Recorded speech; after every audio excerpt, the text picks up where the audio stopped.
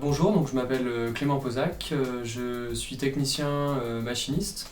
Sylvain Picopaz, je réalise des films depuis 15 ans maintenant. Je m'appelle Laura Garcia, j'ai fait la FEMIS en réalisation, je suis sortie en juillet 2018. Je m'appelle Charlie Régnier, je suis assistant caméra.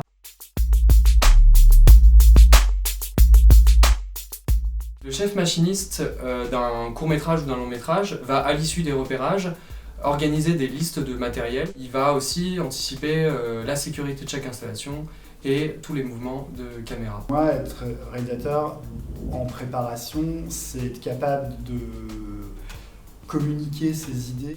En tant que réalisateur, dans la préparation de tournage, il faut coordonner tous les corps de métier pour qu'ils convergent vers un but qui est le film. Donc on va chez le loueur caméra où on teste le matériel et on fait en sorte que tout le matériel fonctionne. Donc on va tester la caméra, les objectifs.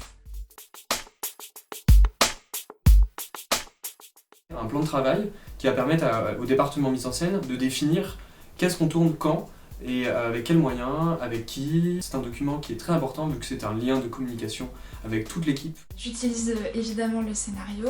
En fait, je sais pas bien dessiner, donc je fais pas de storyboard, je préfère faire des tableaux dans lesquels j'écris la valeur de plan, l'angle, le mouvement éventuel, et dans lequel je fais un dépouillement aussi de ce qui va apparaître comme accessoire, de ce qui va y avoir comme son.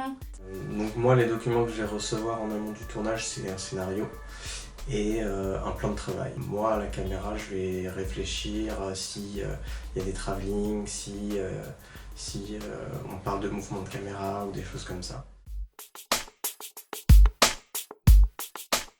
Je connais dans le moindre détail mon découpage, les moindres faits et gestes des comédiens, les moindres intonations de voix. Ça permet de laisser la place pour les belles choses en fait, qui peuvent se passer en tournage. On va trouver une nouvelle idée pour la séquence, que ce soit à l'image, que ce soit avec les comédiens. La période de préparation, elle est essentielle dans évidemment le choix des comédiens, le choix des techniciens, des collaborateurs, le choix des décors. Évidemment, plus on prépare, plus on évite les imprévus. Si le jour J, le matériel de caméra ne fonctionne pas, on perd énormément de temps. De la préparation, c'est d'anticiper un maximum de choses pour le tournage afin que le tournage se passe dans de bonnes situations. Si votre tournage se passe dans une bonne situation, vous allez avoir une image à peu près fidèle de ce que vous avez prévu, ce que vous aviez dans votre tête à la base. C'est ça qu'il faut retenir. Il y a des équipes qui n'ont pas forcément de matériel lumière, ça peut coûter cher, c'est pas forcément prévu. Donc en fait, il faut essayer de repérer où est-ce qu'on peut tourner en lumière naturelle pour que ce soit potable. À la suite d'un repérage, ce qui va être important, c'est de savoir si la mise en scène est d'accord avec ce lieu et si la technique peut envisager de tourner ici. Tous les comédiens ne marchent pas de la même façon et c'est ça qui est assez fabuleux. Il y a des comédiens qui ont besoin de beaucoup discuter des personnages, de beaucoup répéter. Et il y a des comédiens qui ont une approche beaucoup plus instinctive du jeu et pour lequel l'approche psychologique qu'on peut essayer de mettre en place ne marchera pas. Moi, pour les répétitions, je préfère un cadre vraiment familier. J'aime bien travailler chez moi ou chez les comédiens. Et après, j'aime bien travailler dans les décors quand c'est possible. Les régisseurs vont organiser la partie alimentation, donc que tout le monde soit nourri sur le tournage. La partie logistique des transports, pour savoir comment est-ce qu'on achemine une équipe ou du matériel, voir s'il y a besoin d'avoir des autorisations pour tourner dans ce lieu, dans ce décor, ou alors s'arranger avec le propriétaire.